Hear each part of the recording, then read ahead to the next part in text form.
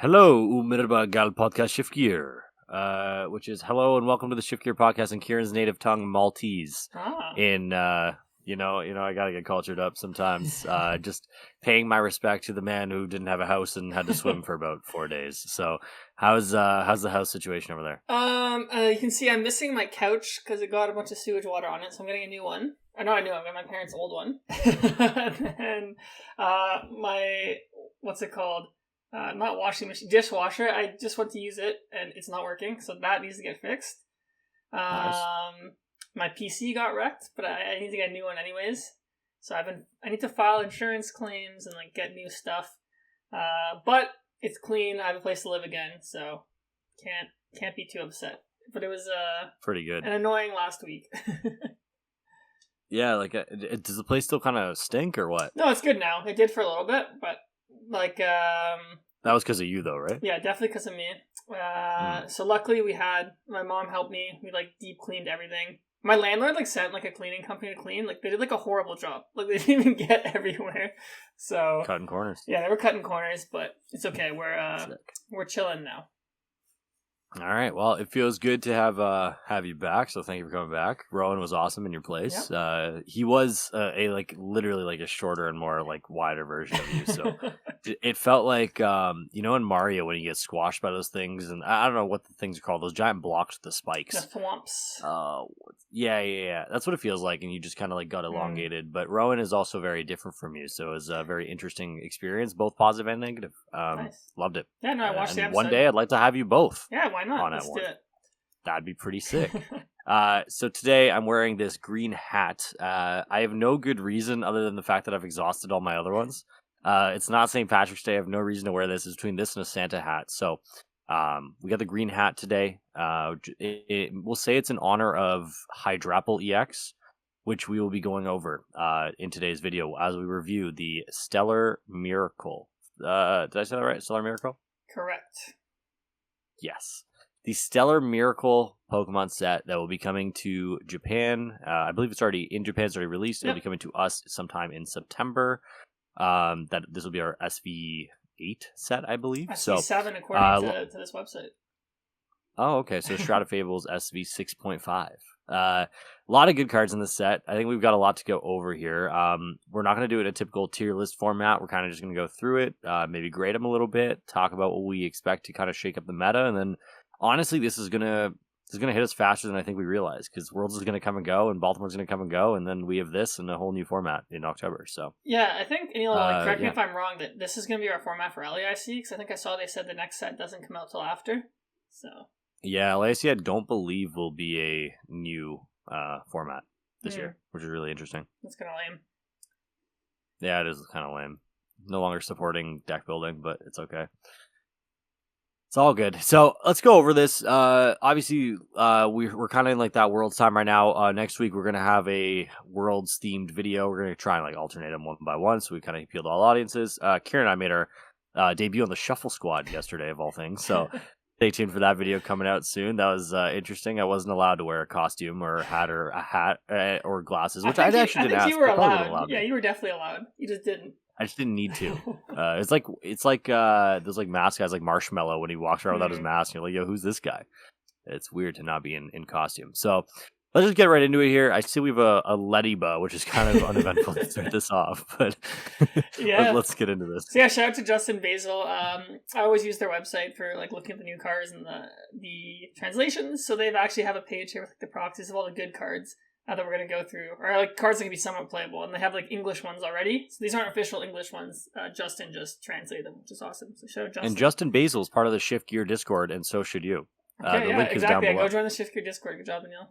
Plug that. I always forget to plug that. While we're plugging stuff, subscribe to us, or if you're on the other platforms, give us 5 stars. All right. Or 1 star. Bro, so we had a perfect 5-star rating on Spotify. After we said people to rate, or someone gave us 1 star, so maybe we shouldn't be saying. Dude, we made it. We have internet haters, bro. There's always one guy who dislikes every single one of our videos. It's hilarious. Like, we just have like one perennial hater. It's awesome. I love it. Keep doing it, hater. I love you. All right, sweet. All right, we're going to start here. We have Leafeon with the Sparkling Star pattern. So when you play it from your hand to evolve one of your Pokemon, you can switch in one of your opponent's bench Pokemon with 90 HP or less. So I guess it's basically like you can boss like the baby Pokemon or like the basics like Ralts, Charmander, Frigibax, Manaphy, I guess. I don't know. This seems kind of bad. I mean, we've seen cards that straight up just like have bosses and ability when you evolve, and they haven't seen much play historically. I just think it's not that hard to Gust. You have Prime Catcher, boss, and this is too limiting and like narrow to see play in my opinion. It's interesting. I don't remember the last time we had an ability like this. It's pretty cool. It's very specific. I agree. I think there's probably not much merit to play this just because I think my thought process here is that by the time you're evolving this, your opponent's baby Pokemon will also hypothetically be evolved, as long as they're going second. So you're not really bringing up much of what you want to kill anyways. And with Buddy Buddy Poffin, like people can find multiples of whatever. So I do agree. I don't think it's anything extravagant, but definitely I'll give it a 2. I'll give it a 2 out of 5. I mean, it also says 90 HP or less if you hit something first. Like, I don't know, like let's say you hit a Regidrago for like 200. You can bring it back up later, but I don't know. This seems... True. Like, even if the card just straight up said, like, it's boss, I don't even know if it would see that much play. So I will also give it... You don't think so? I feel like it would. I feel like that kind of Gust effect would be pretty good. Yeah, I mean, maybe because I'm just thinking, like, historically we've had those and they haven't seen that much play, but I guess... When's the last time we actually had someone with that ability? Was it Ninetales from Dragons Exalted or no? Lycanroc. Lycanroc had Oh, it. GX, that's right. Yeah. Yeah. Actually, no, that card did see I don't play. know what else. But that's because its attack was good and all that. Okay, maybe, yeah, you're right. Maybe cards would see play if they had that ability. But this one, I'll just give it 2 out of 5 like you. Alright, next up we have Cradily. It's such a weird-looking Pokemon, Cradily. Once during your turn, you can flip a coin. If heads, choose Burn, Confused, or Poison. Your opponent's active is now affected by that special condition. And then its attack is 100 damage for each special condition affecting your opponent's active. Aneil, why don't you start? Give me your thoughts on this card. Why is he built like that? He looks like this guy. Oh man, what are those things called in SpongeBob? There's like a bunch of guys one episode of SpongeBob that had like these like they look just like that. They're just like derp faces with like weird petals coming out of its head. So I mean, it's just a weird Pokemon. That's my first beef with this. My second beef is this entire card is contingent on a coin flip. It's kind of scary, and Hypnotoxic Laser is unfortunately no longer a card. Hey, we have that new one, and that new ace spec. Yeah, you're right. I forgot about that. But I do not think this card will be seeing much play. I guess there has to be some consideration to it being a grass type. The pretty decent typing into the format now. But I think even with that buff, I don't think you're getting too much out of this. Yeah, I mean, you can play it with Brute Bonnet, I guess. You can poison, and then I guess if you get heads, you like pick one of the other ones. But then that's only 200. So that's not enough. And this is also a stage 2 that evolves from like a fossil. So it's like slow. I don't really know why the ability needs to be a flip. Like, it doesn't seem like it would be that broken if it was, like, just pick one. And I think if they made it just pick one, like, the deck might be viable, because then you can, if you get multiple Cordelias, you can, like, actually set them up to, like, take all the conditions. But I just think this is way too hard to set up. It's a stage 2. It attacks her 1, which is nice, but I feel like Cloth is probably just better for now. So speaking of Brute Bonnet, I want to interrupt for a sec. Mm-hmm. So Ron and I last week were talking about the DLC and how we knew nothing about like what the what I called the ugly mans do, the like poison people. Yep. So it turns out, so I played the DLC as I felt like I needed to get some background education to do this podcast to my fullest, and it appears they are indeed all wastemans. That is the TLDR. After playing the DLC. Ogremon? Ogremon is goated. That guy's sick. Or, sorry, that girl is sick. Because Ogremon's female, actually, in the game, and Terapagos is male. Okay. Yeah, so I want to just give a quick shout out to Ogremon. If you've played the DLC, you know what I'm talking about. The poison guys, they are certified wastemans. Like, certified. I don't like any of them. But, weirdly enough, and, like, someone can mention this in the comments, I never encountered Pekarund. Like the leader of them. And maybe because I didn't play the game far enough, but I got to catching Terapagos and I never encountered Pekarund. So somebody let me know in the comments, like, is my game broken? Are they really that waste that they didn't even put the 4th man in the game? Which I would believe. Let me know what's going on with that. But yeah, I just needed to kind of sprinkle that in here because I don't like them and now I have a reason not to like them. So I'm really happy. Also, did you tell me when you played that Ciaran in the game is also waste? Yo, Ciaran in the game? Don't get me started, bro. Don't get me started. I got too much drywall around me to put my fist through it. I hate that guy. Like, So basically, to give you the TLDR without ruining anything, you start as a very like docile like little boy. You're kind of just like you're a bit of a pansy. And so you're a pansy, and then you grow into this just like stuck up, like stubborn, crazy guy, and then eventually you come full circle. So like for most of the time, you're just incredibly infuriating for the player. Okay, isn't Ciaran what? Ciaran wants to catch Ogremon or something? Like that's his like quest. Yo, Ciaran tries to steal Ogremon. Trying to steal Ogremon. Yeah, you try to steal Ogremon, and then you do steal Terapagos. Okay, it's crazy, and then. Both of them are just like, both of them come out of the Pokeball and they say, yo, I don't rate you. And then that's the end of that. And they run away from you. And honestly, like, if I saw you in the streets, I'd run away too. Bro, like, not you, but like you and character. I mean, honestly, maybe both. Yeah, it's maybe fine. both. Yeah, both. We'll go with that. It's like a classic Pokemon store where it's like the Pokemon like has to choose the trainer, power of friendship. So good to know. Yep. Sweet. Okay, next up we got the Hydrapple. There's a new Drifblim. Its attack is prevent all damage done to this Pokemon by attacking basics. That's actually somewhat relevant, because we've seen... 3 retreat? Yeah, ignore that. But like, this is active, bro, you're attacking. That's kind of relevant. We've seen Noivern in the past be played in decks, right, as a counter to stuff like Ancient Box, or like, I guess even Raging Bolt. So yeah, if you're playing I already forgot what the next guy is called. Hydrapple deck, you could just play some Drifblims in it. That could be like a win condition against some of these basic decks, like Raging Bolt or something. So that's just something to keep an eye on. But the star is the Hydrapple EX. And speaking of Pokemon I rate, I actually rate this one. I think this one's like such a funny Pokemon. Like, and this is hilarious because you have this in the game too. I just want to point out. Oh, do I? This one's my Pokemon. I believe. Yeah, you have this Pokemon. Okay, yeah, you do. I like it. Well, I like the whole, like, this line. I like the theming, like, how it's like a worm, like, from I forgot what the base one is called, but, yeah, this is called the Ripening Charge. Once during your turn, you can attach a grass energy to one of your Pokemon. If you did, heal 30. Its attack is just 2 colorless, 30 plus 30 for each grass attached to everybody. So I think, obviously, this pairs with your girl, the Ogremon. Ogremon. You can kind of just, like, flood the board with energies, do a bunch of damage. So I guess the reason you would play this over playing something like Raging Bolt, for example, is it just has more health, and you do have the option, I guess, to lead with single prizers, I guess, just by, like, you have the, whatever the Apple Pokemon, the basic is called, Drifblim, I think. Wait, is that what it's called? No. It's Applin then Drifblim. Applin then Drifblim. So, I don't know, this seems interesting to me. The heal 30, I don't know how relevant that is, but I guess, like, 330 is not, like, a trivial amount of HP. So I guess if you get multiple of the Hydrapples going, you can, like, keep putting energies down and like healing, but you probably don't want to over attach to your Hydrapples. So, yeah. What do you think about this? This is one of those Pokemon that like people you went to high school with like look at this Pokemon and they're like, "Yo, they really just ran out of ideas, bro." Like, this is one of those Pokemon where I feel like there's like a candy apple running around with eyes on it, and it turns into this thing. I do like the Pokemon, I will say. It's a pretty cool Pokemon, and I actually think this ability is cooler than we think. The fact you're able to like effectively heal 120 if you had 4 in play is kind of cool. It's a nice little bonus. When are you getting 4 of these in play? No, I don't think you are, but I mean in theory.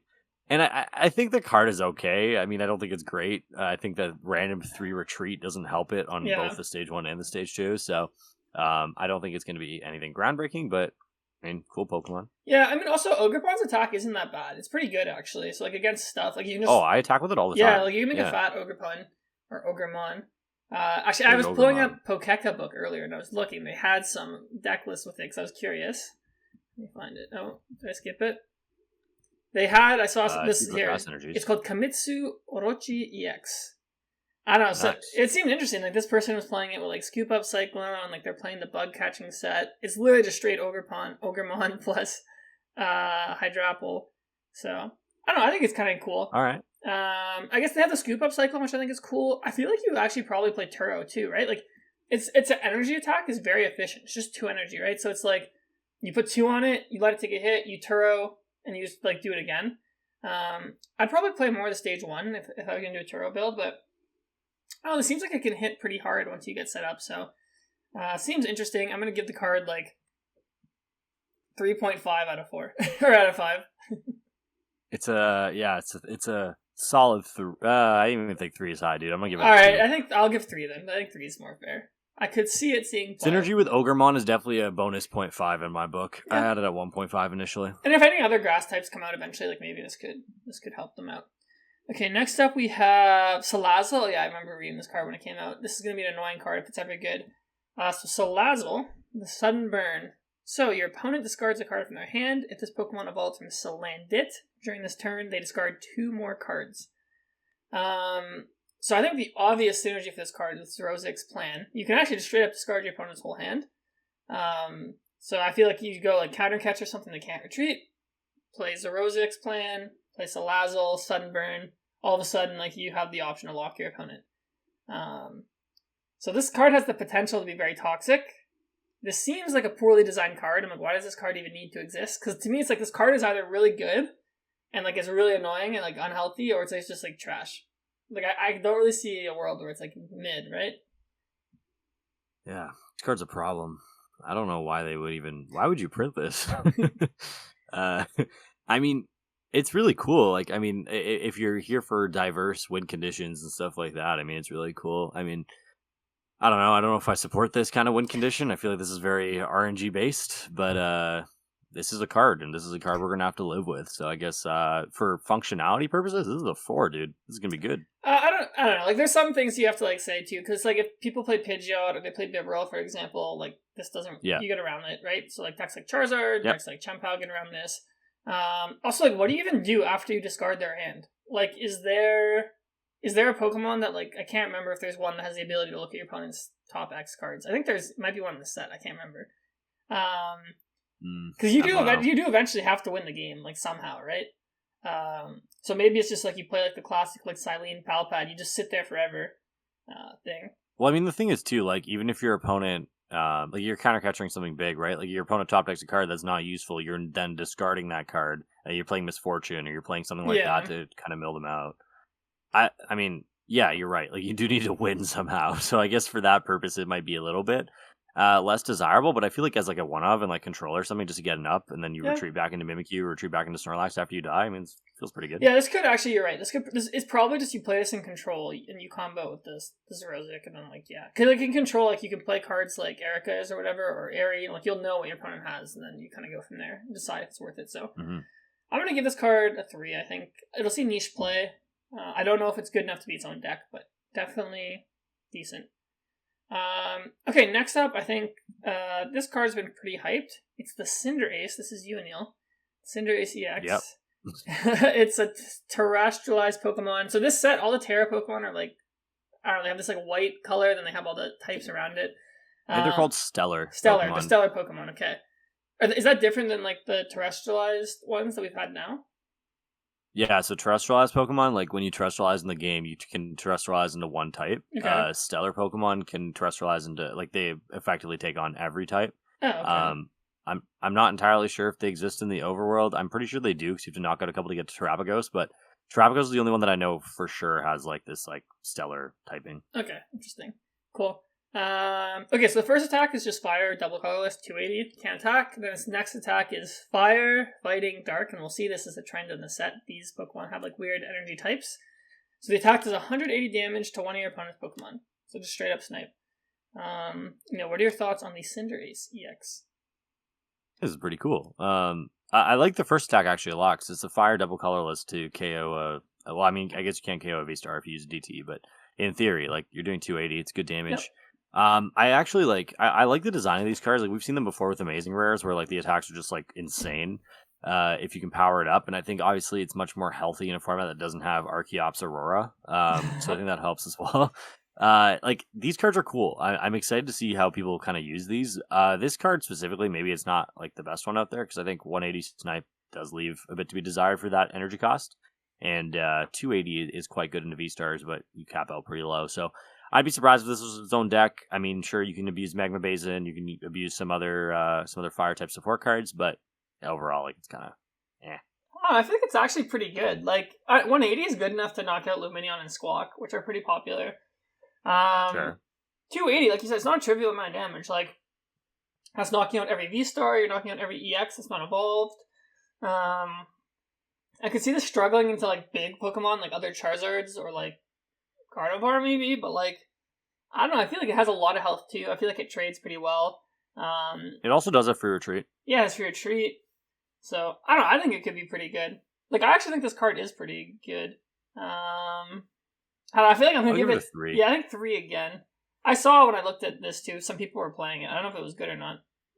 Because I saw really? I saw Venomoth on the list too, so I don't know if that's good. Dude, these are oh, it's right there. Yeah, it's right at the top. It's called Aceburn. So yeah, I saw this one. Aceburn. Like, they're playing it with like Pidgeot and the Neo Upper with the Magma Basins, like we were saying. And this build has like the Bibarel and like the Evo build. Also with Magma Basin, which is interesting. I also have to take these results with such a grain of salt, man. They have like every single thing performs there. It's crazy. I saw Venomoth when we were scrolling up, so I'm like, I don't know if it's actually good or not. Yeah. Just actually, I want to jump in here before we keep looking at them, just so like people know that there is a card in the set called the Glass Trumpet, which maybe we can do next because it goes with all the Stellar Pokemon or the Terra Pokemon. So I guess the old Terra Pokemon can use this as well. So choose 2 of your bench colorless Pokemon and attach a basic energy from your discard pile to each of them. If you have a Terra in play. So wait, I guess no. It's not a colorless Pokemon. It's just Stellar type. Okay, so you can't. It's only Terapagos that this really aids. Oh, okay, never mind. I thought this worked with it. So then, okay, never mind. No, it's all good. I mean, it's still relevant. Like you can still use the Cinderace to power up other colorless Pokemon on your bench if you do have them. Like you put this on like a Pidgeot or something too. Yeah, but then not that you want to, need to. But okay, I don't know. Okay, I'm just saying it has some sort of application. Okay, we'll review that one later. I just want people to know that card exists when we look through some of these Pokemon. Okay, next up we have Lapras. So its first attack, the Power Splash, just 1 water. It does 40 for each energy attached to it. Its next attack is Water Psychic Metal. Look at the top 20 cards of your deck, attach any number of energy cards you find there to your Pokemon any way you like, shuffle them back into your deck. My initial reaction is that like it's a crazy card, but it's not good. Like that's such a weird energy cost. Like you have to devote time to setting that up. And then you have to use this attack to set other stuff up. But I'm like, I feel like I could have just set other stuff up with like the resources I like use to set up Lair Moraine. Power Splash is just like its worst Chien-Pao attack. Like 40 times is not very good. Like you need a lot of energy on it. The one good thing is it gets to keep them, but like you would need like for example knock out something like a Regidrago. You need like 7 waters, and this thing is probably just gonna get knocked out anyways. So this card is like cool in the attack, but I'm actually gonna give this like a 1. I don't think this is playable. I don't think it's good, but I don't think it's a 1. I think it has some sort of potential. So like right off the top of my head, I'm thinking about like, okay, what if you played this with like you play this as like a splashable card in like Dialga V-Star or something, and you use Metang to hit one of those costs. You have like a Psychic laying around somewhere, you E-switch it. Like obviously like. Dude, I'm pulling like rabbits out of my hat right now trying to make this thing work, but I don't think it's unplayable. I just don't think it's good. I'll give it a 1.5 because if you can pull off that attack, it sets up your board really, really well. And how slow the game has gotten compared to where it was pre-rotation, you almost do have the time to do this. Although I wouldn't recommend it. But if you can pull it off and get a lot of energy, I mean, it can swing a lot of games. Yeah, I just feel like it's gonna die right away. So you're giving up 2 prizes. It's like so. Yeah. I don't know. Cool. Next up, we have... Play with Dialga or something? I don't know. Yeah, maybe. Next up, we have Carracosta, or Carracosta. So its effect is just... It's an ancient Pokemon, so it's a stage 2. Your Pokemon's attacks do 30 more damage to your opponent's active evolutions. I don't know, first instinct, like, that's a good effect, but you have to set up a stage 2. It could be an interesting tech. I mean, like, evolutions are very popular right now, right? Like, Charizard, like, V-Stars are evolutions, so Regidrago, Gardevoir, what else is an evolution? Like, Pidgeot's in a lot of decks. So doing 30 isn't, like, irrelevant. I just wonder, like, if you have enough deck space to commit to this. Like, maybe you could. Like, for example, like, Charizards, we're seeing them fitting in Dusknoir, so maybe if you're playing a Pidgeot deck, you could find, like, a 101 line for this, if it changes any of your math. Yeah. But it just seems like too hard to do. And it stacks, so if you play multiple, you could stack them. But I feel like it would need to do 30 to everything for it to be really worth it, so then it's good in every matchup. Yeah, I reckon there are multiple ways to do this better. If you need to get 30 damage, I think there's probably better ways to go about this. Like, I'd rather just play a Defiance Band and just call it a day. yeah, maybe this is good one day. Maybe there's another Carracosta that comes out that's not bad, or some sort of fossil engine that helps this whole stage 2 situation. But yeah, as of right now, it's probably a 2 from me. Yeah, I'd say probably 2 as well. When's the last time we had a good fossil? Like, besides Archeops, it doesn't count, because like, it doesn't evolve from the fossil. Old Archeops, I think. Well, that one also, no one evolved from the fossil. I'm saying one that evolved, we actually evolved from the fossil. Is it Omastar? That actually evolved from a fossil? I think Omastar, right? With Gengar? Man. Gengar Mimikyu? Yeah, probably Omastar, yeah. So that was like 5 years ago? Yeah. So I think we haven't seen a good one since then. Cool. Okay, next up we have Crabominable. Attacks used by this Pokemon cost colorless less for each Kofu card in your discard. And then this attack is water and 4 colorless 250 during your next turn. This Pokemon can't use Haymaker. And I'm pretty sure Kofu's a supporter in this set. Or is it? Yeah, it's this guy. Yeah. So we can look at Kofu as well and know how we do this. So Kofu is put 2 cards from your hand on the bottom of your deck, then draw 4.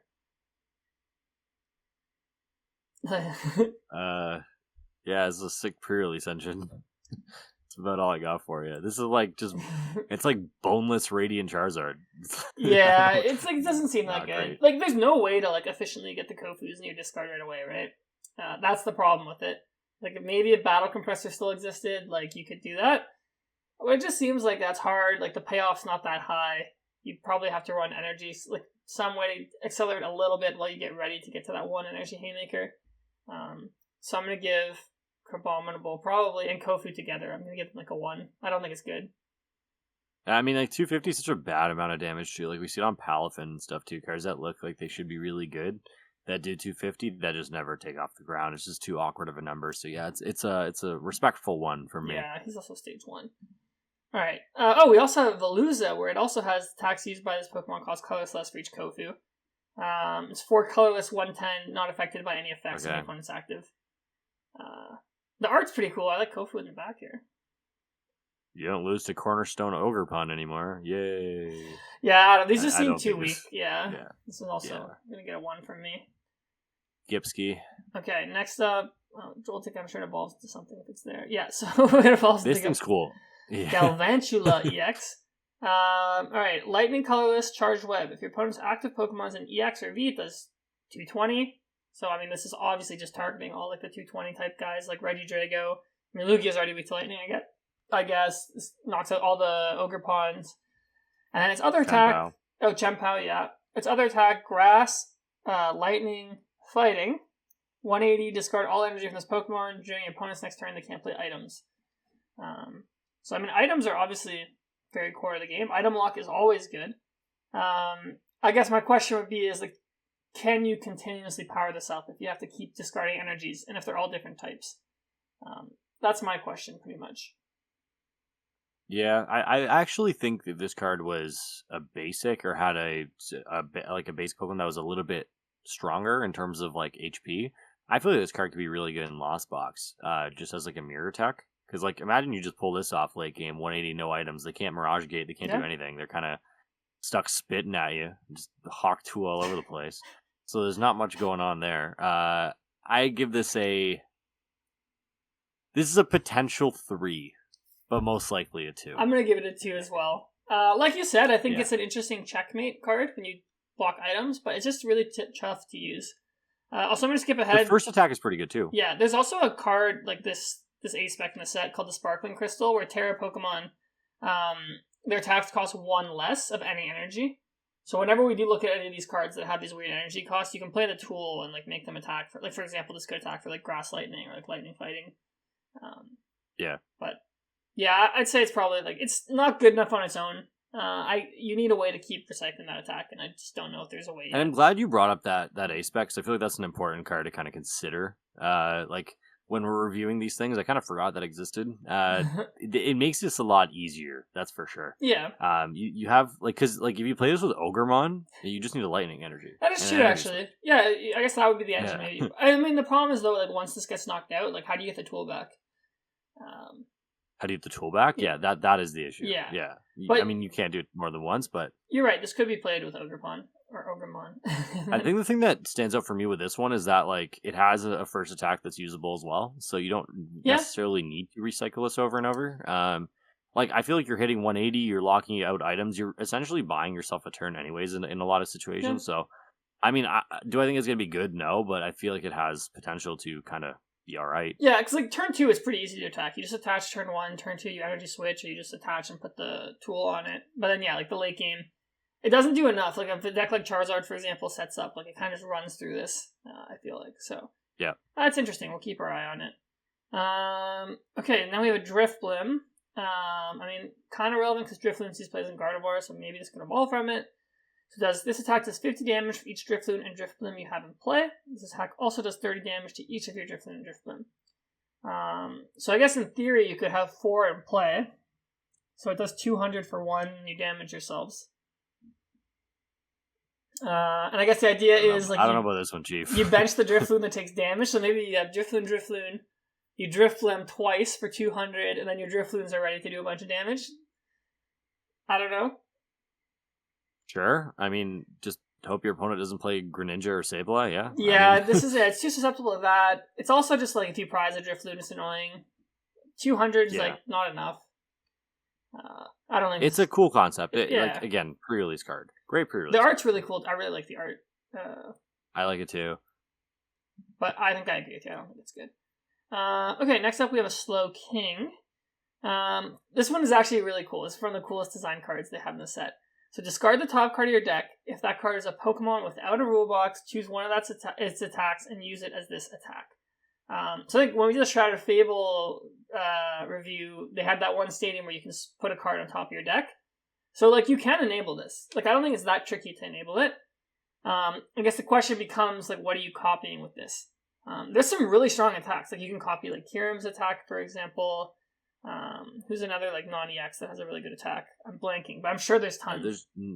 There's not as many as I think you think, because this knocks out Radiance, right? The whole Roblox thing. Yeah. So you don't qualify to use Sableye. So that's the other one that came up in my mind. There's not a whole lot off the top of my head that you can use here. Maybe Haxorus. Maybe, yeah. I guess the idea would be like there's probably some like stage 2s that like you can't play because like like you can't evolve them. Like they have weird energy costs, so you can use this here. But plays with Xatu, I guess, to make that energy you can play with Xatu. Cost a little bit lower. Yeah, it seems really interesting, and it's one of those cards where like if something else comes out, like this card can take advantage, for sure. So, I don't know. It seems. I feel like when the card got revealed, there's some people were like saying this one combo that you could use it with. I'm not blanking what it was. Okay. Yeah, I'll give it a 2 for potential. I'm gonna give it a 3. Mainly because I want this to be good. You can also play it with the slow bro that if your opponent's at 1, you take 2 prizes. Yeah. So yeah. Alright, I'll give this 3. It's interesting, keep our eye on it. Okay, next up we have Dachsbun EX. Full Belly Time. The ability. When you play this Pokemon from your hand to evolve one of your Pokemon, you may heal all damage from each of your evolution Pokemon. If you do, discard all energy from the Pokemon that were healed in this way. Oh, it's Blissey Prime. It's like nerfed Blissey Prime. Blissey Prime is everything. Yeah. Okay, that's an interesting effect. Like maybe you could play this with actual Blissey EX because you're moving all the energies around. But I'm trying to think, what would be an application for this card? Because I feel like most decks in this format, like you can one-shot stuff anyways. We're not playing these really long, grindy games where things are tanking. This is the type of card where, like, if a tank deck ever comes out, like, that's where it's going to see play, obviously. The downside of discarding the energies is also kind of steep. You need a way to, like, recycle them right away. So I was thinking Zard initially, and then I was like, wait, this doesn't make any sense, because you can, like, discard off the Zard, but if you're discarding, energies and healing a Zard, it's probably towards the point of the game where you've probably taken at least 2 prizes by that point. Because at the beginning you normally don't want to go too aggressive anyways. In mirror, I mean. So I mean, like I don't feel like this is gonna do anything because you're healing damage off these like 330 HP monsters, but you only have 250 yourself. You're just a boss away from kind of negating what you just did. So I mean, like I'm sure there's some sort of application for this that I'm not seeing, but off the top of my head, it's not like Blissey Prime, where like it had that crazy control with Reuniclus Vileplume, and you're able to kind of dictate your board and stuff, like it's a little bit different. Yeah, I think I would give this a 2 for now, but it could get better if like a deck ever comes out that can really utilize this. 2 for potential. I like it. Yeah. I like it. All right, next up we have Marowak. It's 2 colorless, 60. If any of your bench cube don't have damage, does 180. Skip, yep. I don't know why this is kind of proxy. I got Medicham EX. Its attack in Japanese is called Chiatsu. Put damage counters on your opponent's active until its remaining HP is 50. And then its other attack is just 190 for fighting colorless, and it's not affected by weakness or resistance. That's interesting. So I guess the idea is, like, obviously against like big Pokemon, like you just bring them down right away. It has 260, so it's not immediately threatened to get knocked out. What would you combo with this? Like, you could maybe poison your opponent. Yeah, like historically, it's always been poison, right? If we had a card like Burbank City Gym in format, this might make a little bit more sense. We do have Burbank City Gym, Parallax Jungle. Oh, do we? Right, we reviewed it. I swear it exists, right? In Shadow Fable. I mean, I'm sure you're right. I just don't remember what it does. I'm pretty sure it's just straight up Burbank, isn't it? I'm looking up right now. Keep talking. Oh. I'll confirm. Yeah. Yeah, like, I mean, if there's a situation where there's like a poison modifier, I mean, this could be okay, but like it's always been kind of too pretty to pull off in most formats that aren't named expanded, just because you end up in these weird situations where you're like going crazy to like poison kill this like active comfy or something. Like it gets really, it can get really awkward there. So I guess Yoga Kick for 190 does help. You can take out the little Pokemon with that, but I mean, maybe this could be good. Yeah. Okay, wait, that card, I could have sworn that card existed, but maybe it doesn't. The one that adds to... I feel like I just remember a card coming out that said your opponent's Pokemon take more damage from poison. Well, it's tough now because we're 2 sets ahead in terms of like what we're reviewing. Like we haven't even gotten Shrouded Fable yet to really get familiarized with them, like in our hands. So we normally don't go 2 sets in front. So I wouldn't blame you if it was in Shrouded Fable. I forgot. Okay, cool. Yeah, I think the attack's interesting. Like, you can maybe like against a lot of decks, what you can do is like you just like put a bunch of things down to like 50, and then you clean them all up at once. Like use Sableye or something. But it seems like it's like too tricky or too cute, maybe. But yeah, I don't know. Oh no! Here, wait! I found it. It's from Temporal Forces. It is Perilous Jungle. During Pokemon Checkup, put 2 more damage counters on each poison non-dark Pokemon. It's still not even enough, though. That's the problem. Wait, isn't there a Pokemon that makes poison more? You can play Sneasler, right? Yeah, Radiant Sneasler, yeah. So Sneasler makes it, what, +2 again? Isn't Sneasler +5? +2. So, like, with Sneasler plus this card, it's +5, right? Somebody's gonna have a good time with this. Okay, so you can knock out, like, everything. Okay, that's interesting. I think, well, not Radiant Serena. Serena EX does a very similar thing, where it brings down your opponent's Pokemon to a certain but that's amount. A stage 2. And that deck never really took off. Yeah, because it's a stage 2, so this might be a little easier. Stage 1, utilize DTE. I mean, there's a chance. Okay, I'm giving this card a 3. Just because that doesn't seem 3 for potential.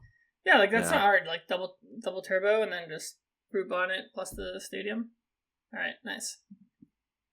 Okay, next up, Garganacl EX. Goated Pokemon. Yeah, the name is like so funny, like that how they put salt, like the element for it.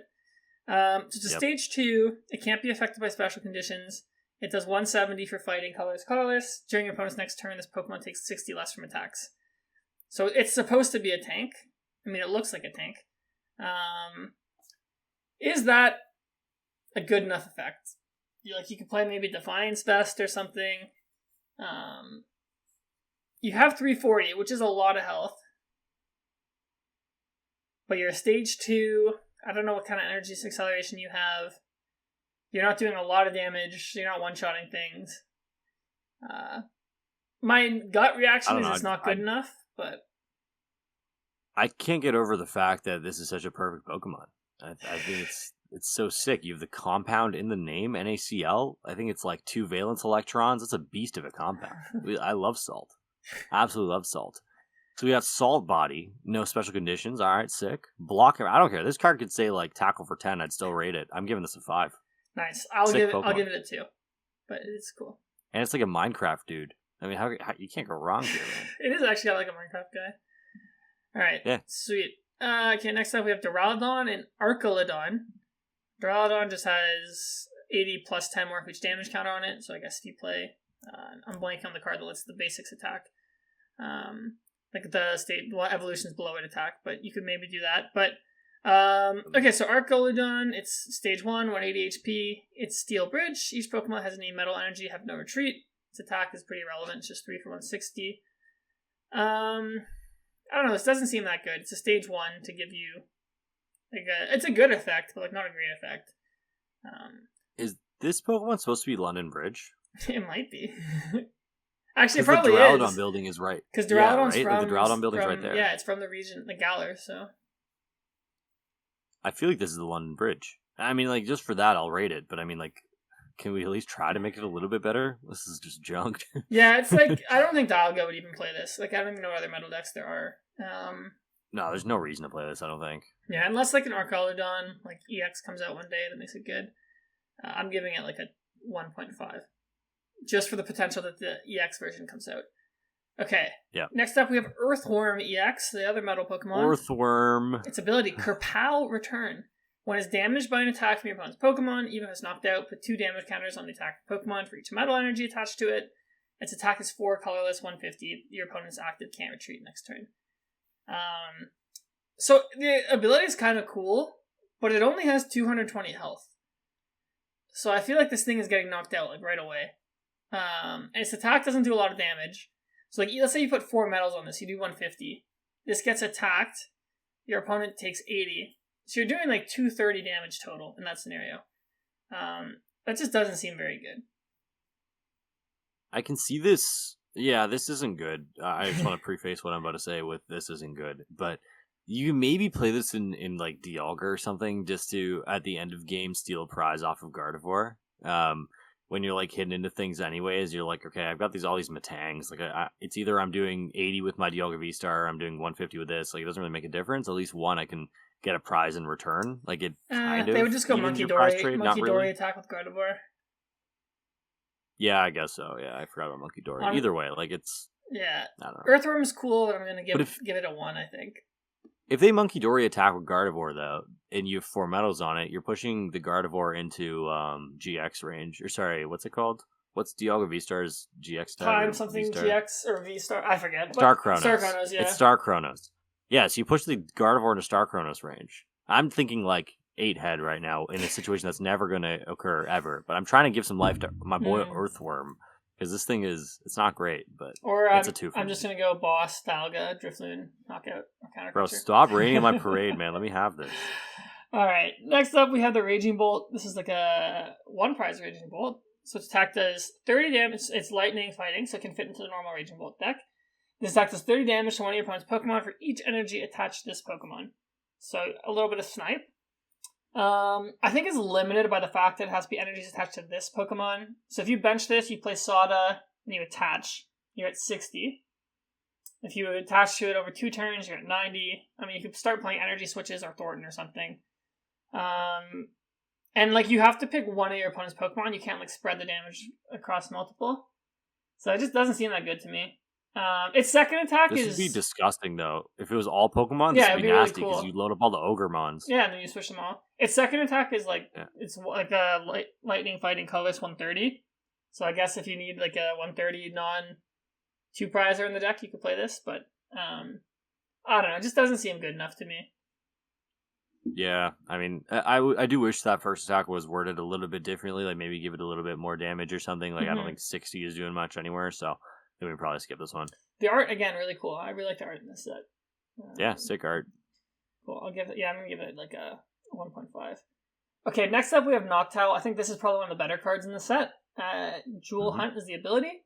When you play this Pokemon from your hand to evolve one of your Pokemon, if you have any Terra Pokemon in play, you may search your deck for up to 2 trainer cards and put them into your hand. That is a very good ability. I think most recently we've seen like the Inteleon engine be really good. This is like stage 1 Inteleon, I guess, basically. We've seen the past Alola Ninetales GX have an ability similar to this be really good. So yeah, I think like we've kind of like showed a little bit some of the cards that the Terra Pokemon have, like the Trumpet card and that A-Spec. So I feel like if you're playing a Terra deck, like this is probably something you want to put in it. Yeah, it's just a really solid card. I think this card is really, really good. There's another card in the set, and like actually surprisingly, I've actually played this format already. I've played against Terapagos a couple times. Shout out to Yomob. He has these things all built at the store. So I played against Terapagos, like the whole deck, and this is a vital part of it. There's another card in the set, I believe it's Fan Rotom, that lets you search for 3. So next card. It's literally the next one, yeah. Lets you search for 3 colorless Pokemon with 100 HP or less, reveal them, put them into your hand. So you can use this on your first turn, get like whatever, Hoot, Noctowl, whatever. So it has like search built in, which is pretty cool. And the ability is absolutely unreal because you can get 2 trainers of whatever sort that you want, as long as you have a Terra in play. So I'm going to give this card a 4.5. I think it has the potential to be unreal. Yeah, I agree with you. And then like the Rotom, like obviously this is just a really solid card. Like even in decks that like aren't the what's it called, the Noctowl, like if there's ever like, you can even search like Pidgeys, for example, like stuff like that, like decks that need more search for colorless. And like you might be like, well, then I'm taking a bunch of bench spot with a Fan Rotom, but there's a card later. Not to mention its attack is very good. Yeah. Its attack's really good. Yeah, actually, yeah, it does 1 and colorless 70. If there's no stadium, it does nothing. But if there's a stadium in play, you're literally just knocking out Ralts, you're knocking out Charmander, you're knocking out Frigibacks. No, Rotom's super solid as well. I'm gonna give Rotom a 4. Yeah. So cool. There's Bouffalant next, Bouffalante, and you'll know I used to love the old Bouffalant from Dragons Exalted. Oh yeah. So if you have any other Bouffalant in play, your basic colorless Pokemon takes 60 less from attacks from your opponent's Pokemon. The effect of Curly Wall doesn't stack. Its attack is just 3 colors, 130. So yeah, we're going to talk about Terapagos eventually. So this is interesting. Like, blocking 60 is pretty good, actually. That's a lot of damage to block. Also, like, if there's, I can't think off the top of my head if there's any beefy, like, basic colorless EXs or anything. Like, you can make a tank deck with this and stall. It seems really good, actually. You do have to devote 2 bench spaces to a Pokemon that's not attacking. But like there is that stadium we're going to get to that lets you have 8 bench Pokemon. So it's not that big of a deal. Also searchable by Fan Rotom. Yeah, you're right. They definitely intentionally designed the cards like this to have 100 so Fan Rotom can get it. Yeah, this is a good card. This is pretty dope. Like, I don't know how many times you're going to be able to use your Fan Rotom on this, but even if you have like an S-Ball plus Fan Rotom, you're still getting Hoot, double Bouffalant. Like, you're setting yourself up pretty good. You push yourself outside of your ninja range on your Hoot, so you're protecting yourself as well there.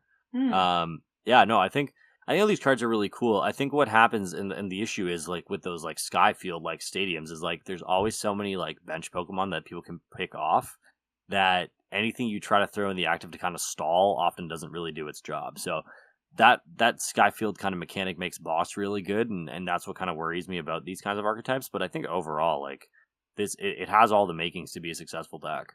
Yeah, like what you said, like about the like blocking Manaphy. That's actually like I didn't even think, or not blocking Greninja. Like it's like a pseudo Manaphy. That's actually pretty cool. I like that. Basically, is yeah. Okay, so now here we'll go to like the main Pokemon in the set, the Terapagos. We can talk about it. It's the colorless Terra Pokemon or whatever it's called. So its first attack is colorless. The Unified Beatdown. If you go second, you can't use the attack during your first turn. Actually, I like that they put that in there. Kind of some nice little balancing. It does 30 damage for each of your bench Pokemon. So if you only have 5, obviously it only does 150. If you get 8, which we'll see in a second, like you can get to 240. And its other attack is Grass, Water, Lightning, 180. During your opponent's next turn, prevent all damage on this Pokemon by attacks from basic non-colorless. I mean, that's just solid, right? That's like you can wall a lot of things. You can wall like Raging Bolt, you can wall Ancient Box, stuff like that. Very solid. And just so we can like look at the cards together, we have the Area Zero Under Depths, the Stadium. If a player has a Terra Pokemon in play, that player can have 8 Pokemon on their bench. If the Stadium ever gets replaced, you just discard till you have 5. So yeah, this is obviously those 2 cards are supposed to be like the main deck of the set. So what do you think about the Terapagos? This with a Glass Trumpet is really, really good because you turn into like this like weird toolbox thing where you have 2 matchups that immediately get better just because of your second attack. Probably more than 2 matchups even. And I think, like, obviously the Skyfield thing is very strong, but I think Bouffalant buffing this thing's health is really strong. It has Noctowl as a built-in engine. There's a lot of things going for this variant, I think. The other thing I want to point out as well is there is a potential where you can play Glass Trumpet with things like Energy Switch and maybe power up different types of attackers. I'm not sure if we'll ever get to that point where this deck needs different attackers, but you already play Grass Energy, right? So if your Charizard matchup's weak or something, like maybe you're throwing in like a Grass Pokemon here and there, you can play Leaves. Like there are a lot of different cool things I think you can do with this deck, and I think it's really well designed. I would also like to say I love Terapagos as a Pokemon. This is one of like the coolest Pokemon I've seen. As soon as I saw the alt art of Terapagos in this set, I immediately ordered 2 Japanese booster boxes of the set, which I normally don't do. So this, I think, and the alt art especially, will be one of those cards that might be the pinnacle alt art of the Scarlet and Violet era when it's all said and done. And I said that first year, so when it's $700, I will expect a pay cut. Thank you. Nice. I have not even seen what the alt art looks like. I'll look it up after. It's sick. Yeah, I think it's interesting. So, like, yeah, effectively this has 290, assuming you're playing Buffalon, which is pretty good for basic. And it can hit fast. Obviously, you can't do it if you go second, so good balancing on their part. Yep. I think the other thing is, like, you can play this with Ciaran's Care, maybe, so if you're not getting knocked out right away, you can, like, even, like, heal. Like you said, like, if you play Noctowl, you play the Trumpets. Like, it's actually pretty easy to set up the attack and keep streaming them. So, I think it's pretty solid. My worry with the card is it's kind of damage capped. Like, 240 is actually a very low damage cap if you're not playing modifiers. But it's going to be one of those decks that hits hard and fast, so I don't know. I'm not sold that this is a really good deck, but it has potential. I actually think I'm going to give it like a 3. Really? I just feel like it's too fair. Like, it doesn't do anything that's too broken. I'm going to give it a 4, just because I think you have a lot of potential to be a very fast deck. The other thing is, too, like, maybe you can't use Unified Beatdown on your first turn, but you can use Fan Rotom. You have access to basically every colorless Pokemon in the game, which I think is pretty strong. So I'm gonna go with I'm gonna go with a 4, because fighting weakness also, like, I don't really care about that. Like, this thing has a lot of things going for it, and like as a beefy basic with 290 effective health, like, that's pretty good. I'm gonna go with a 4. All right, we'll see how it ends up. Okay, now I think we're just on to the trainers and the energies. So okay, here are the new fossils. So the fossils, they almost always change the mechanics, like generation to generation. Yeah. So, and like, here's this one fossil, for example. It has 60 health, and you play as if it was a 60 HP basic colorless Pokemon. It can't be affected by special conditions, and it can't retreat. So if it becomes active, you can't retreat it, but you can discard it from play whenever you want.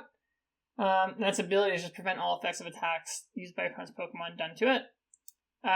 Then the other one has a different effect. I thought they'd have the same. This one's effect for the antique fossils: if it's in the active, your opponent's basic Pokemon attacks cost colors more. I mean, that's like somewhat decent. I mean, not really that relevant, but just interesting. One's protected from Sableye, one's protected from not much. Not much. Yeah, I don't know, just interesting. How like item cards item cards just become Pokemon. So yeah, cool. We kind of touched on this already, but the under depths. So you don't just need to play this with Terapagos. Like, if you play any Terra Pokemon, so Dragapult's a Terra, for example. Charizard's a Terra Pokemon, for example. Who else is a Terra Pokemon? Ogremon. Ogerpon's a Terra Pokemon. So I could see this card making its way into a lot of decks. One thing I think is kind of cool, like, let's say you played this in just Raging Bull, for example, or Regidrago. If you make your bench really big, like a lot of those decks, you play stuff like Squawk or like Pokemon or Lumineon or something. If your opponent wants to replace the stadium, you get to discard Pokemon. Like, you could discard your bad Pokemon. So like the downside of the card could also be an upside. So that's just something to keep in mind. I think we used to have a card called Skyfield, and that card used to see a lot of play. So yeah, no, I think this card's pretty solid. It'll like enable a lot of archetypes. So this card definitely would get like a 4 from me. This is a random afterthought, but I should have said my hat was green because of Ogremon, because I literally have like Ogremon right here. This is the real Ogremon. For anyone who hasn't seen my tweets, like, this thing I take around with me everywhere. I love Ogremon. And shout out Ogremon, Jerk Chicken, Rice, some Oxtail. I could go for some of that right now. I love it. Yeah, I'm deprived. Nice. Love the theming, Aneil. Alright, next up we have Briar. Yeah. I haven't played the DLC, so I don't know his character. But you can play this card only if your opponent has exactly 2 prize cards remaining. Until the end of this turn, if your opponent's active Pokemon is knocked out by damage from one of your Terra Pokemon, take 1 more prize card. This effect is kind of insane. Like, at the core of like Pokemon is like prize trading, prize mapping, all this. this kind of just lets you circumvent that completely. You can jump from 3 to 0, like if you just knock out like one of your opponent's 2 prize Pokemon, which isn't that difficult. You can still combo with stuff like Counter Catcher. I feel like Charizard is definitely going to play this card. Like you can make really good use of it. This changes your prize mapping heavily in Mirror, crazily. Like any deck you go, like you have to always account for this card your opponent can play it. Like you might want to try and go from like 3 to 1, or like I don't know, take weird prize maps to avoid Briar. I don't know how I feel about this card. I don't really know if it's a well-designed card or not. It seems a bit weird. I don't know. It kind of feels too broken if it becomes good. Yeah, like I don't know. This thing is good. It's obviously very situational. It's aided by Pidgeot being a card, aided by Lumineon being a card. But I don't think it's anything like super duper crazy broken. I think this card is good. I think it'll see play. Like the one application I think of off the top of my head is like throwing a Radiant Charizard inactive and saying, "Hey, take this 1 prize," and suddenly that's no longer a thing. Yeah, I'm gonna give it a 4. Maybe a 3.5. We'll say just because I see a lot of potential with it. I don't think it's like completely broken or gonna ruin the game. Like I want to hear Gerhardt go on a rant about this thing, but I don't think he will because I don't think it's gonna go too crazy. So I'm gonna give it a 3.5. I'm gonna give it a 4. I think this effect is too like anytime you can take extra prizes, that's an insane effect. Okay. Now we have Crispin. This character looks cool. Search your deck for up to 2 basic energy cards, different types, reveal them, and put one of them into your hand, attach the other to one of your Pokemon, then shuffle your deck. It's not bad. It's like universal energy acceleration for anything. So I mean, this seems to me actually, this is pretty good in Dragapult. Like, we've seen Dragapult play Mela, and that's more conditional. Crispin, like, you can grab the Psychic, you can grab the Fire, just attack right away. So I actually think this is pretty good in that deck specifically. I'm sure there's other decks where this is good. And we've seen that all these stellar Pokemon, like, they have these weird energy types, so they definitely, like, designed Crispin with that in mind. Where you pick one, like, to attach, then one from the attach from Crispin, and then if you play the tool or something. So, it's a very fair supporter is what this feels like to me. But I think it's just a solid card. Like, for me, it's like a 3. Strong with Ogremon, too, and Raging Bolt, or even, like, Drago. Like, I think this card is just strong overall. I think you'd rather say that than play this, but... Oh, for sure, but you can only play it for Seda, right? Yeah, so this can kind of be like your 5th Seda, which used to be a Pal Pad or something. Like, obviously, it's not ideal, but I think this card is cool. I think it has multiple applications. Like you said, with these Terra Pokemon, I'm sure someone will find some way to make something good out of this. Yeah, so I'll give it a 3 for potential. Yeah, very solid. I'm sure it'll see play, and it just won't be broken. All right, next up we have we can't mention this attack. We can't mention this name. We're gonna get demonetized. I think you can say Deluxe Bomb, Aneil. Well, we're gonna try now. It's too late. All right, it's a tool. If the Pokemon's card is attached to the active, is damaged by an attack from your opponent's Pokemon, put 12 damage counters on them, and then discard it. It's pretty interesting. It actually hard counters stuff like Drifblim, for example. It can swing prize trades pretty well. Like, it weakens stuff. It's like, if you're worried about like not being able to KO a big Pokemon, you can weaken them. But it mainly seems like an anti-Drifblim type tech. In the past, there was a card called Rock Guard that did like 6 damage counters that saw play. So it's interesting to me. I don't know how good this is because you have to. It's a tool, so like Jamming Tower exists, Lost Vacuum exists. Your opponent like can play around it if they see it. They can gust. But it's interesting. If this had like the text that says like this can't be removed by effective item cards or whatever, I think I'd like it a lot more. I think it's okay. Like the fact it's an ace spec turns me off a lot. I'd almost have rather just like a normal like trainer that says put 5 damage counters or something. I feel like that probably would have been better in the overall grand scheme of things. And maybe that card does exist somewhere in the 8 million card standard pool we have right now. But I don't know how I'm feeling about Deluxe Bomb. I can't wait to tick off on the YouTube settings. Like, yes, my video contains reference to weapons. So, Deluxe Bomb, full send. I said it 3 times. Demonetize me. Come from me, YouTube. Nice. I'm giving it a 2. Sweet. You give it a 2? Yeah. What are you giving it? Okay, fine. I was going to give it like a 1. 1.5. I'll give it 2, because there's niche utility. Okay, Glass Trumpet we already talked about a little bit. So yeah, if you have a Terra Pokemon to play, you can choose 2 bench colorless Pokemon and attach a basic energy from your discard pile to each of them. This is obviously insane. It's like double Dark Patch for colorless Pokemon with any energy. So this is obviously what's going to make the Terapagos, whatever it's called, deck work. And like, I'm trying to think if there's any other colorless Pokemon that are good that can attack. I'm obviously blanking on them, but if any colorless Pokemon come out that are good, like you can just use this card with it. I mean, this card's just really solid. Like, I don't have a lot to say. Like, the effect is obviously good. Yeah, I don't think this is going to be the last of the good colorless Pokemon we see. So this will probably have a long-lasting effect into formats beyond. So, yeah, I give this thing a 4. I really like it. There's also the ability to use colorless Pokemon as like as an accelerator and energy switch off of them. Or Thornton or something. That's another benefit to this. Yeah.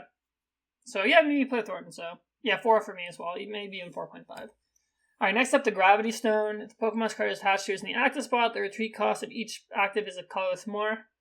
You can combo this with like Spidops or something, and then add 30 damage. I don't know.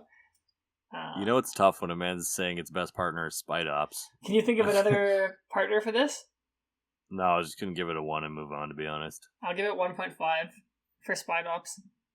Maybe it's good. I don't know. Like, there's got to be some sort of use for this. Holy block of text, bro! I didn't know I was reading a book here. Yeah, this Aspect, I think, is one of the cooler cards in the set. The Great Tree. Yeah. So basically, the way this works is, if you have a basic in play, you can search for a stage 1 that evolves from it. Then if you have a stage 2 in your deck, you can search for the stage 2 that evolves from it. So you can't use it on your first turn or on the turn a basic came into play, which is really lame, which makes this card a lot worse. So it's basically like a super rare candy kind of thing. So for example, you can go straight from Duskull to Dusknoir, you can go from like Pidgey to Pidgeot, Charizard to Charizard. Actually, you don't want to go Charizard to Charizard because you don't get the effect. But like, I don't know, Ralts to Gardevoir. So it is really cool. A couple issues I have is that it's a stadium, so like it seems like stadiums are pretty popular right now, so you probably just pop the stadium and you can only use it once. You have to find it. There's that Colress card from Shrouded Fable to find it if you need to. But I guess at that point you just Arvin for a candy or something. Also, Lost Vacuum exists. Then you're also not playing other Aspects. So the effect is really, really cool. I just don't know if it's that good. Yeah, I think this is... I feel like if it didn't have that last line, I'd be more concerned about the health of the game. Yeah. Just being able to plop something down, immediately turn it into something is kind of crazy. Like, I think immediately of like, I don't know, you're in a game-winning situation, your opponent just plops down a Duskull and just pops something on your bench and you lose. Like, it feels kind of bad. I think this card's good. I think there's a lot of utility to it. I think it adds consistency in general, just because you don't have to have these cards in your hand anymore. You just have these basic Pokemon down, and then you can time the Great Tree for when you need it. I do wish it said that you could use this more than once in a turn, because you're probably only going to get one turn of it. That'd be too insane. I think you could evolve your whole board. No, maybe not your whole board. Like, maybe you use it a couple times or something. Like, I do think it'd be a little bit too insane to have it go for the whole board, but I feel... I don't know. This card is really in between, like, that line of being absolutely amazing, and, like, I hope this even sees a little bit of play. Like, it's hard to tell what side of the coin is going to land on. Yeah, I think you just play this in decks that have multiple evolutions. So those are kind of inconsistent. They're clunky. I just don't know. Like, the other things, like, I have to give up playing a different ace. I have to give up playing Unfair Stamp. I have to give up playing Prime Catcher, like, to play this. So, I'm actually going to give this a 2, I think. I can't see it being that good. I'm gonna give it a 3. I think it has potential to be good. But my thing is, like, you have to draw it, so it's like, and it's most useful on turn 2. And like, if I'm playing Colress as my supporter turn 2, that's not that good. So yeah, we'll see. Ready to look at Kofu. Ready to look at Kofu. So next you have Lacey. Shuffle your hand to your deck and draw 4. If your opponent's 3 or fewer, draw 8. That doesn't seem very good to me. Like, it's very weak early game. It's good late game, but if my opponent's at 3 prizes, I think it's interesting. Wouldn't I rather just play Roxanne? I guess so, yeah, because I guess by that point your board's pretty much set up. Like, you don't need 8 cards anymore. Because early game drawing 4 is really bad. Like, you'd rather just judge. Yeah. And then late game, I'd rather Roxanne. So, I mean, it's like decently... Like, obviously, if you get to use the effect later on in the game, it's pretty good. But we already have good draw supporters like Research. We have Iono. That just feels like it's probably just better than this. I'll give it a 2. Yeah, I'm going to give it a 2 as well. Okay, next up we have these berry cards, the Aka Berry, and we have the Payapa Berry. So the Aka Berry, if it's damaged by a fire Pokemon, you take 60 less, then discard it. The Payapa Berry, it's psychic, you take 60 less, then discard it. So they're very obviously like specific text for types. It's also after applying weakness and resistance. I should mention that too. It would be a lot stronger if it was before. So yeah, like I guess like if your deck is weak to Gardevoir, like I guess the Payapa Berry can like help you against Drifloon, for example. Like lower the damage, give you more health. So these cards will like probably see play sometime throughout their lifespan. They're just very targeted techs, is what those cards are, because they only work against one specific type. So what this is telling me is that there might be a very good fire Pokemon on the horizon that might be coming out soon. That's what this tells me. I think they're kind of whatever right now, but it's one thing to maybe get a couple copies and hold on to it for a rainy day. Yeah, for now I'll give them like 2 stars, but they could eventually see play. Yeah. Cool. And the last card we've already kind of talked about it is the Sparkling Crystal A-Spec. It's a tool, attacks used by Terra Pokemon it's attached to, costs 1 energy less of any type. Honestly, just super solid in my opinion. Discounting energy is always good. The fact that it's like not just colorless energy, it can be any type of energy, it's really good. Even decks like Dragapult could use this. Like they play Neo Upper right now. I guess you could play this, like with Arven, then attack for 1. We've seen that all these stellar Pokemon we've been looking at, that they attack for weird energy types, so this helps enable them. You can play you can grab this with Noctowl. Or wait, are tools trainers now still, or no? Did they switch it completely? Yeah, trainers encompass tools, items, stadium supporters. So then you can grab it off Noctowl. So I think this card's really good. I think a lot of the Terra type decks are gonna play this card. This is my one and only 5 out of 5, I think. 5 out of 5, wow. This is a 5 out of 5. This enables so many things. Terras have kind of taken over the game in terms of like what they're printing and stuff. They're almost always Terras now. And this has so much power to just enable some crazy things in the future and even currently. Like, I think, like you said, like a good application is this over Neo Upper. Like, there's so many different things you can use this for, and I really like it. It's searchable by Arven. In a format where Arven doesn't exist, this probably gets like a 4.5 or a 4, but you're essentially searching an energy attachment with Arven now. And I love that. So this is my only 5 out of 5. Yeah, I think I'd probably agree with you. It's probably 5 for those decks. I don't know though. It's an A-Spec though, so you're not playing the other A-Specs if you play this one. I'm gonna give it 4.5, so 9 out of 10. All right, fair enough. Yeah, I don't know. I think it's hype. I think it's pretty cool. Yeah, no, it is cool. This card is obviously like they designed this card knowing it's good. They want it to be good. So yeah, there you go. And that's all the cards from this set that we wanted to review.